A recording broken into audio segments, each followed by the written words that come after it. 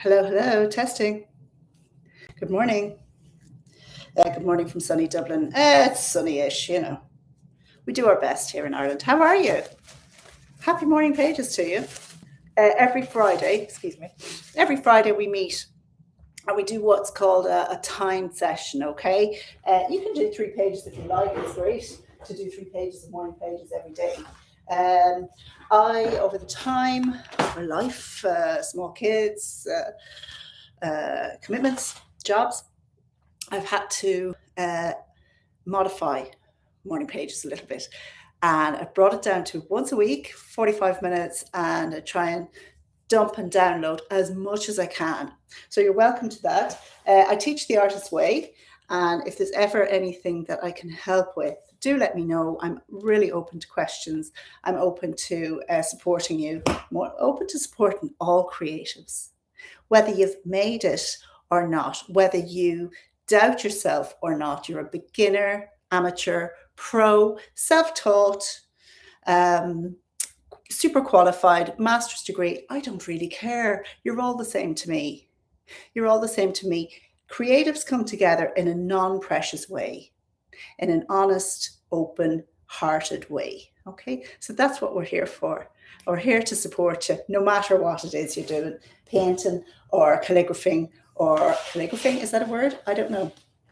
Poetry, screenwriting. I met my lovely screenwriter friend lately, and we had a great artist. Well, we didn't really have an artist date because we did it together. But I have a question. Last night I enjoyed a lovely artist date, and I was wondering if there's any particular artist date that you find you go to. All right. What's the artist date that you kind of turn to when you're kind of desperate and you're living in chaos and you go, God, I just need a break. I need something that will feed me. I need something that will feed my soul. What's it going to be? Okay, so have a think about that. Let me know in the comments if there's something that's a go-to artist date for you.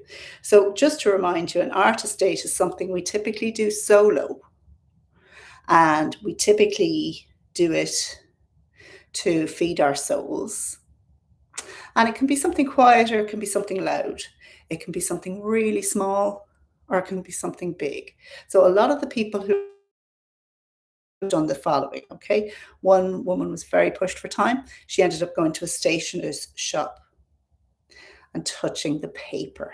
Okay, so any writer, any kind of creative, any kind of paper freak like me will know that when you go to a stationer's and you start touching the texture and the papyrus and different kinds of material on which you make a mark, that feeds the soul. It really does. It really feeds the soul. So we'll go to the comments. Hello, Mandakini. Hi. In sunny Vienna, the snowy morning in Vienna. I hope you're keeping well, Mandakini. It's so great to have you. I love your company. Thank you so much. Yeah, it's got one of your aliases. That's fine. So, Mandakini, you tend to go to museums and or coffee shops. Yeah, you've met your sister here. I'm a big one for coffee shops. The quiet kind of sense of community, I suppose, that vibe that exists in a lot of Starbucks, but smaller independent places as well. They have a lovely welcoming vibe. And that's what this creative soul of ours needs, you know. So great to hear from you, and so lovely. Hopefully you'll find a nice coffee shop today, maybe. Museums also. I'll tell you a little bit about my artist date last night, and that was the cinema. It was Song Sung Blue, that movie with Hugh Jackman and Kate Hudson. And it struck me as I was going in, it was very, very few people attending this particular showing. We're in the dark, so nobody can see you. I had a little cry at different times through the movie. Nobody saw me. Nobody passed a judgment or look at that sap over there, you know. None of that happened because I was in the dark and I was safe. There was no one else around me. So going to the cinema can often be a wonderful artist date. It's one of my go-tos because I can book it last minute. It's 15 minutes drive away. I can sit in the dark and have a cry if I need to, or laugh or smile. And in a cinema, nobody's going to be talking to you anyway. So why take a friend? Don't take a friend. Just, go and enjoy it. So yeah, Mandakini, you're saying being in silent communion with the art and then people watching. It's fantastic. It's such a wonderful art. We're going to start our pages shortly. Anyone who's on the call, so do get yourself ready. In the Sunday Times, Dublin's Sunday Times, lately, I saw a magazine article with Leo DiCaprio and one of his directors who are trying to save art or save cinema. So I'm going to try and read that article. And I would consider even reading an article about culture to be an art estate because it is feeding this creative. Now, I want you to get yourself ready with your pen and paper, please. It's 6 past the hour and we of timed writing. Okay. At the end of that, we do a 7-minute review where we go back and circle any insights, any to-dos, things like that. I urge you to stick with the 45 minutes and push through the boredom. Describe the boredom. Make friends with the boredom. Hug the boredom. Embrace the boredom. Date the boredom. Yeah, bring it. All right, my friends, we're starting our 45 minutes. Enjoy your pages. Starting now.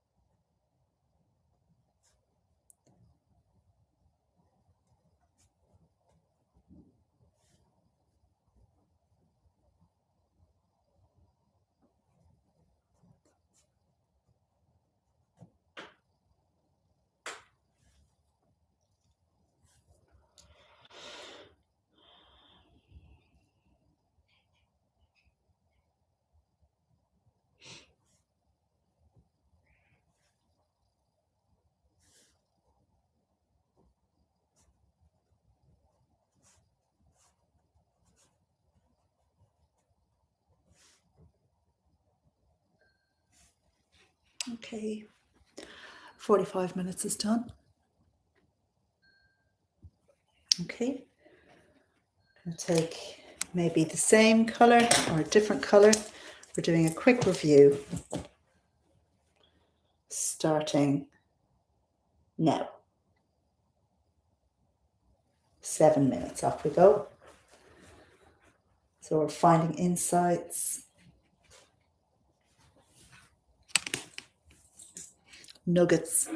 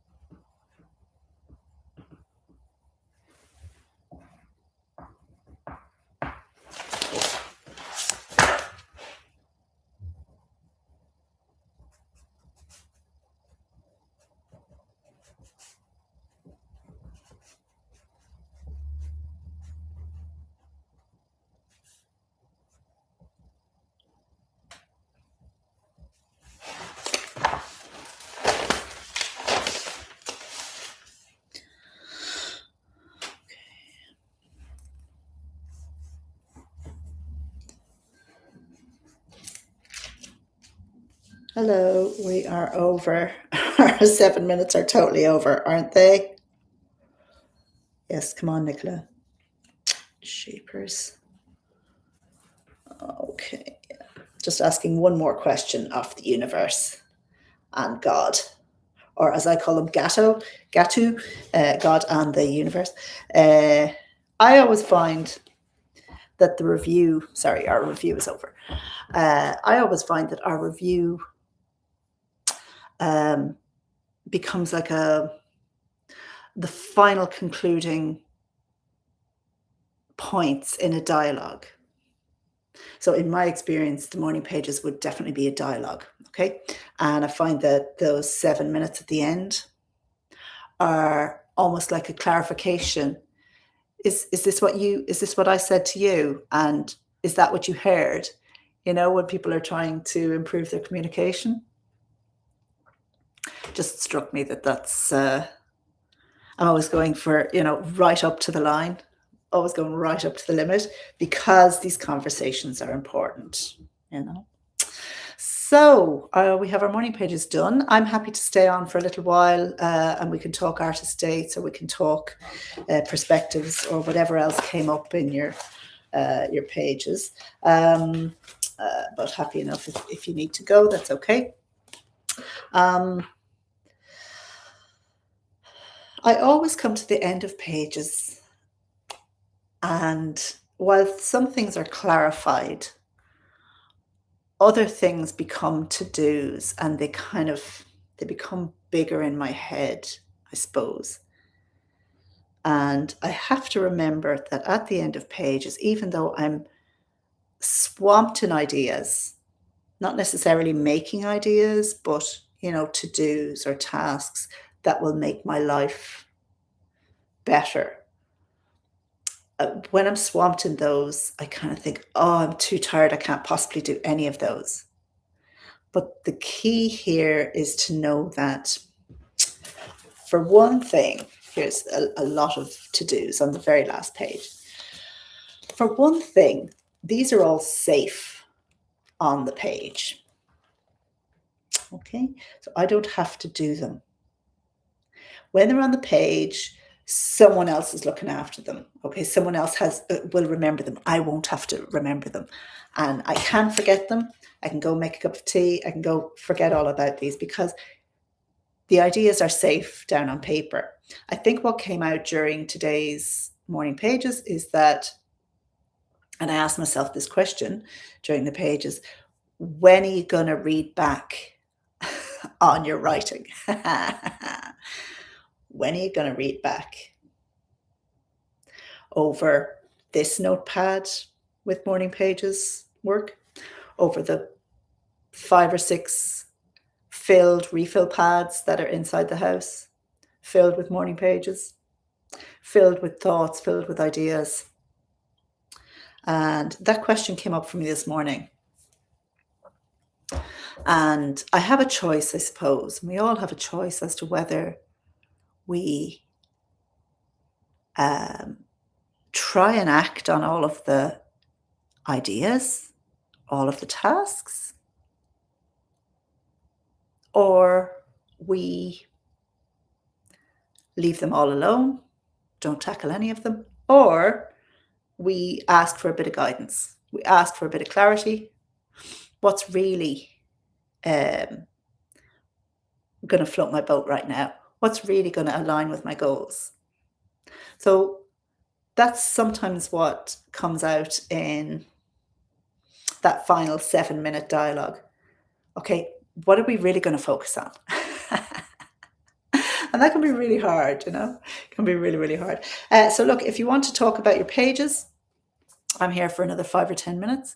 If you want to talk about artists' dates, we can do that as well. So what came out on my pages is a couple of small tasks, like actual physical tasks. Like, what about a collage for such and such a person? Because I'm thinking about making this collage for someone who's suffering with dementia, and it kind of makes an awful lot of sense, but I resent it. I resent the job. And in a lot of ways, I would like my creative person to not not have come up with the idea in the first place. I kind of resent it, you know. That's being honest. But as I say, look, it's sitting here on the page.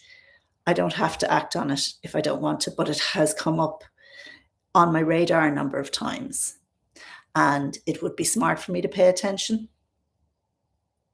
What also came up in my pages this morning was to pay attention.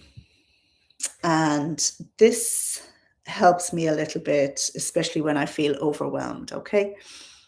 So when I look back over these morning pages, at first glance, it seems like there's an awful lot of don't forget to do this, make sure and do this, action that, this and the other, execute this plan, that plan, and what about these ideas? And it what I actually see is when I'm paying attention, I'm going back over the pages for 7 minutes, the decisions get made.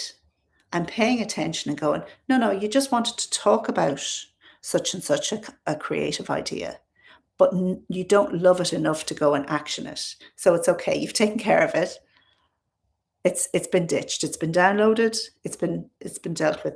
And the more we do this, the more we're acknowledging the childlike inner creative that comes up with more ideas than our 24 hours logically can afford to accommodate.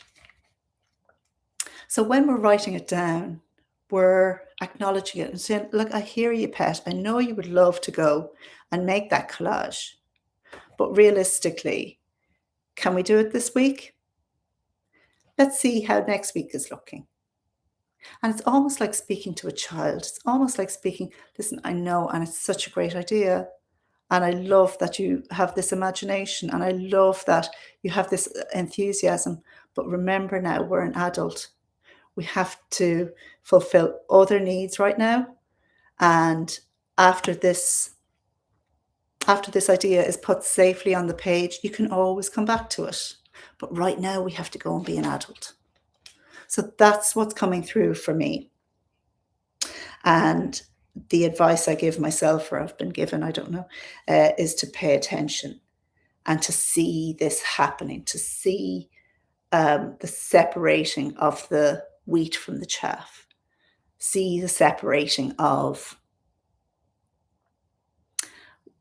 another idea versus something that's actually aligned to what I want and need and what I've committed to this week, you know. So Mandakini says, I have a terrible handwriting. So the review takes a lot longer. Oh, bless your handwriting hand, my friend. It's yeah, look, it's that actually ties in. Part of the reason I don't want to go back and read those 5 notepads that I have inside Mandakini is because I know an awful lot of it is either scrawled, fragmented, out of context, completely out of context. And when I read back over it, you know, 6 months later or 12 months later or whatever, I'm not talking about the review, but those kind of things, the critic comes in and she's on fire. My critic reads back stuff that I read even last week.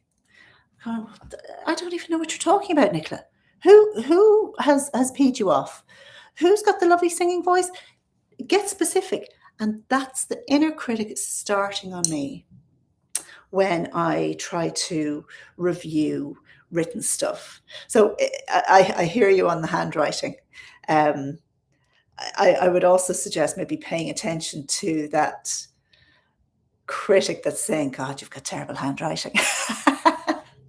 You know, and it might be worth your while to listen to that voice and say, oh, no, is there a huge big book of evidence to suggest that my handwriting is so terrible that it's never been,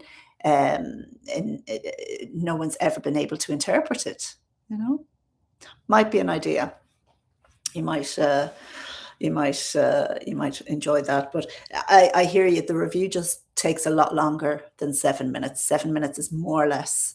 Um, I get maybe 70% of my pages covered and reviewed, so it's very tight. Sometimes I start at the start and work my way forward. Sometimes I start at the back and work my way backwards. Um, so Mandakini says, speaking to oneself like a child does help. It really, really, really helps. It helps with self compassion. And if you're familiar at all with Dr. Kristen Neff, who has a beautiful community, a paid subscription community, like a membership. And I am a member now for about a year with her. I'm not sure if I'm going to renew my membership with her because I have an awful lot of stuff learned already from her, and I don't really join her lives so much, but I would recommend getting onto her website at some point. It's just selfcompassion.org, and there's links to memberships and stuff. But Dr. Kristen Neff has been working in self-compassion for at least 20 years out of Austin, Texas, I think. And she has lovely cheat sheets on what self-compassion is versus self-pity. And when we do the artist's way, it's one of the first things that I circulate to my participants, because when we talk about self-compassion, it's often confused with self-pity. And self-compassion is just vital. I mean, if you're raising a child, but also if you're trying to encourage this creative inner child to come out and play. And self-compassion is vital. And self-compassion comes down to three elements, okay? The first, an acknowledgement that this is a struggle. What I'm feeling at the moment is a period of struggle. Okay? You can change that into language that works better for you. The second thing is the element of common humanity. That is, lots of people struggle like me right now.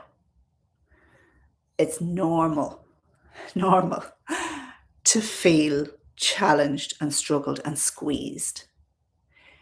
Overwhelm is a part of life. Pain is a part of life. Grief is a part of the circle of life. So that second element is common humanity. That is, you're not the only one. I'm not the only one suffering right now. So Kristen Neff explains the third thing is kindness towards oneself. And she often suggests coming up with a mantra or something that works for you. May I be kind to myself today? May I be gentle with myself today? May I work in faith? May I seek forgiveness? It's like a gentle wish. May I, may I, that lovely subjunctive that's urging help from the universe. So those three elements are important in self-compassion. And as I say, Dr. Kristen Neff has an awful lot of work, an awful lot of books around this. So Mandakini asks, oh yes, you're born left-handed. Oh my goodness, and had to change my writing hand when I was 6. Well, I have a fella in there, a 14-year-old, who's stringing up a guitar, but he's a lefty. So we're having to switch everything around. And it's so funny that the world does not really design itself around lefties. So I'm so sorry to hear that you had to go and retrain. As a 6-year-old, Mandakini, as a 6-year-old, oh, the pain. The pain. That must have been so hard. That's so hard. And so my question is, do you work with both of them now? Or like, can you change easily from one hand to another? I'd be interested to find that out. And find that out. I'd be curious as to whether or not the left hand could be trained again and embraced again and shown compassion and a welcoming hand back to say, well, I'm naturally left-handed. I'm naturally a left-handed writer. I would be interested to hear your thoughts on that, Mandakini, if you're open to the idea of using the left hand for writing again, you know. So you say, I've started drawing with my left hand before I write. I hear you. Yeah. Makes an awful lot of sense. And that somehow improves your writing with the right hand. Okay. Wow. So there's like a dialogue. There's like a dialogue between the two hands. Drawing with the left, and that then allows a little bit more flowful writing with the right hand side. That's really interesting, Mandakini. Um, I hope that that's helpful in some way. I would definitely give a lot of love to that left hand. Definitely. So how should you speak to the critic, though? There's a couple of things you can do, Mandakini. The first thing I would suggest you do is um, you listen to it first, okay? That is, you would take down her words, give her a good, paragraph or a half a page worth on your pages. And I know she'll let rip once you give her a mic, once you give her a little bit of a stand and a little bit of time, she'll be on fire. She'll be like, yeah, I can do this. I can say whatever the heck I like. The thing about allowing her have a little bit of time is that she burns herself out. She burns off all of her energy. She gets heard. She gets seen. And it's like a particular politician who runs a really, really, really big country, and he wears a lot of orange makeup. You know the one I'm talking about. I'm not going to say his name. He's often like a toddler, just giving out. And after a while, they just kind of burn out, do you know? Well, that's my hope for this particular individual, that he will just burn out. I would suggest that you try it in your pages next time, that you give her a little bit of airspace. Okay, so in morning pages, we often talk, and on the Artist's Way, we often talk about the creative process being like a radio that we tune in. So we're turning down certain voices so that other voices might be turned up, so that other channels might be heard. And we might turn down the really bad news, the real critical, horrible, there's been a crash on such and such a motorway. We're turning that down because we hear that all the time. We hear that all the time, and it's draining, and it's not feeding us at all. Once we turn those things down, it's almost like, yeah, we hear you, we acknowledge it, but I'm just going to turn you down. And then you kind of have to pay attention to the next thing. And during morning pages, you might give a half a page to this critic, Mandakini. And because we're just taking down dictation and we're not really thinking up the words, we're just taking down the words, okay? So you're taking down a half a page, let's say, of this critic's words, and she's going at it. And if you don't censor her words, guess what? She'll burn out. What follows on nicely from that, and this is where the beauty happens, is the brain thinks of something else. Oh, potatoes. I have to go buy potatoes today. And because she has burned out, and because our mind is on autopilot anyway, it's going to bring us to a new topic. And the critic who's been going, she gets turned down, and we start thinking about something else that we have to do. Something else gets taken over on morning pages. And you can see that on your own morning pages. If you look back on today's work, you'll see that you're touching a number of different topics. You never actually stick on one topic anyway. We don't. It's the way our minds are designed, Thankfully, things come and go. So my advice to you would be to give some time maybe not too much love. Give some time to your critic. Take down her points. You might like to turn it into a dialogue. When she says, you do this and blah, blah, blah, blah, you might like to say, okay, tell me more about that. I'm all ears. Why would you like to see me doing less of this? And why would you like to see me doing more of this?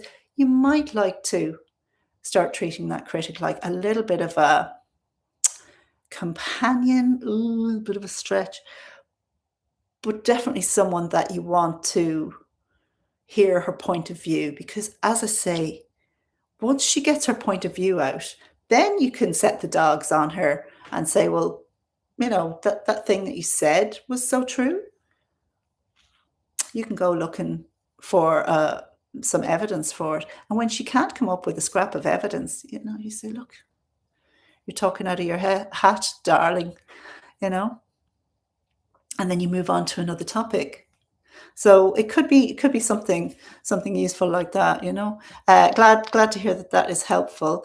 What else? I am thinking what else came out on my pages is the notion of maybe doing the vein of gold.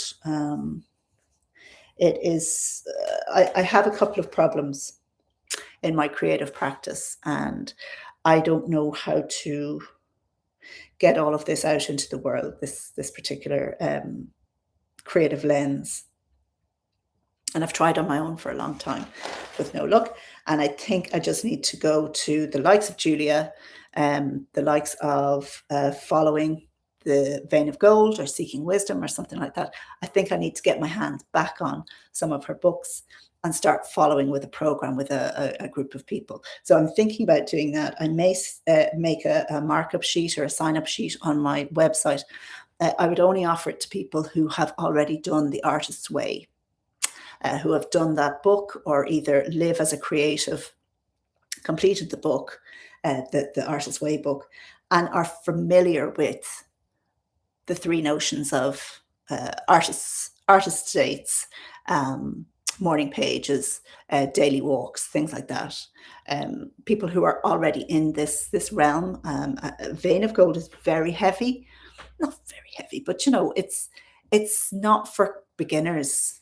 People who do the vein of gold need to be really familiar with morning pages, need to be, a little bit disciplined and, turning up every month or every couple of weeks and doing a little bit of writing or doodling or whatever. So anyway, that's on my wish list.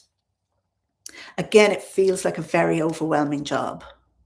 So I'm slow to say it here on YouTube, but if it's something that speaks to you guys, let me know. It's probably not going to be like a charged thing, or it might be like a very small amount of money just to pay for Zoom and stuff like that. But I'm thinking about doing it mostly for myself because I am not getting any answers any other way.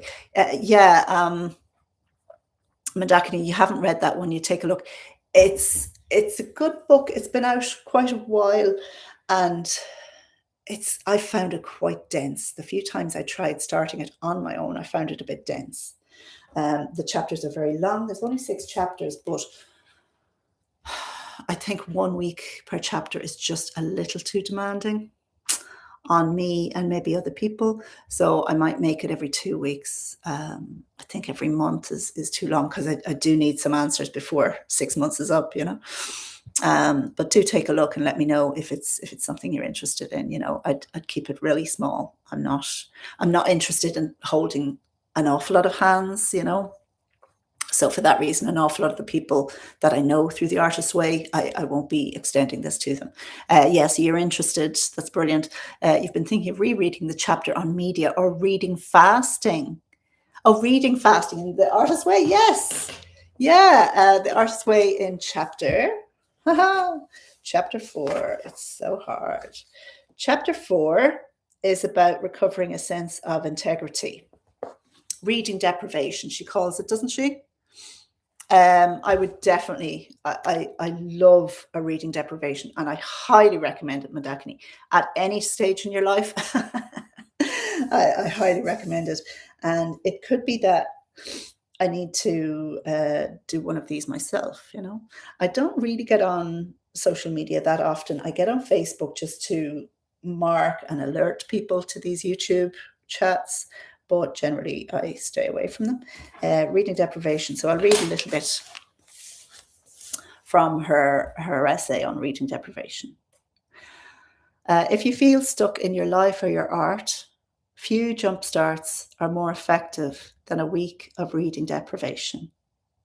No reading, that's right, no reading. For most artists, words are like tiny tranquilizers. We have a daily quota of media chat that we swallow up. Like greasy food, it clogs our system.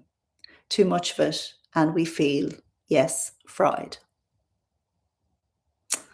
So yeah, she goes on to more of that.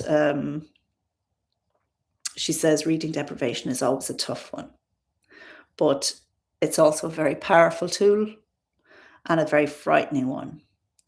So we gobble the words of others, she says, rather than digest our own words and feelings. But the thing about reading deprivation, she says, is it casts us into our inner silence, a space where some of us begin to immediately fill with new words, our own words, long gossipy conversations, television binging, the radio as a constant chatty companion. Oh my God, I'm so guilty of that one. The radio is on almost all the time. We often cannot hear our own inner voice, the voice of our artist's inspiration above the static. This comes down to the radio. Oh my gosh. In practicing reading deprivation, she says, we need to cast a watchful eye on those other pollutants. They poison the well. And of course, we're looking after that, aren't we? We're trying to fill this well. We're trying to fill this well. Anyway, my friends, it's coming up to 11:30, and I'm thinking about going and maybe getting some breakfast or a cup of coffee or something like that. It is Friday, and I don't. Oh, yes, I do have something on actually today. I'm finishing my. Well, I'm giving an hour and a half to finishing a Domestica course that I'm doing with the lovely Adolfo Serra from Madrid. And he records a lot of designing and illustration courses for Domestica with a K. And so I plan on doing that today. But it has been such a pleasure to talk Artist's Way with you. Madakini, I will drop you a DM as and when I get my ass in gear about that vein of gold, but I would like to maybe start it in February. And have a bit of a schedule and a little bit of a group going, something that's not too loud or flashy, because the vein of gold is not loud or flashy. It's actually quite introspective, and you're chipping away at the dust and the dirt and the coal in order to mine out nuggets of wisdom, nuggets of gold, veins of gold, trying to find our truth, basically, So, yeah, I wish you could cook me some lunch as well, Mandakini. I bet you're an excellent cook. 2 weeks sounds good. You're right. Yeah, thanks very much for that offer of talking on Messenger. That's great. And tranquilizers is absolutely a word for it. So for today, I am going back to my illustration. I'm going to do a little bit more work. I'll show you a little bit on what I'm doing. That was coffee stains, coffee drawing. I love these guys. I love these guys and that kind of thing. So I have to fill a few more double. We've been doing a lot of kind of double pages, but I do have to fill more. You see the empty ones? Yeah, I have to fill a few of them today. Mandakini, thanks very much for your support, and thanks for joining me today. I really enjoy these morning pages and the delving that it allows us to do once a week. That's all. It's just once a week, So it's my pleasure to bring it to you. If there's anyone you think will benefit from it, do let me know. I put it into those Facebook groups, but some of them it's a bit, sometimes it's a bit dead in the water. But anyway, whoever comes here is welcome here, and they want to be here, I guess. So my best for now, and I will see you next week, Mandakini, hopefully, if you're free. And if not, we'll catch you again. And to anyone watching on the replay, please, thank you for your time and your attention. And I wish you a creative and soulful week until we meet again. Take care. Oh, yeah, Eva and Charlotte. I haven't been talking to them in a while, actually. Eva, I have seen about 2 weeks ago, and Charlotte, all has been quiet since Christmas. So I'll check in with them for sure. I'm not sure if they know the artist way or if they just come along. And I know Charlotte does like body doubling here, so she goes off and does something creative in the hour that we do our morning pages. So, all right, we'll chat to you soon. Thanks for joining us. Take care. Bye. Bye bye. Bye bye.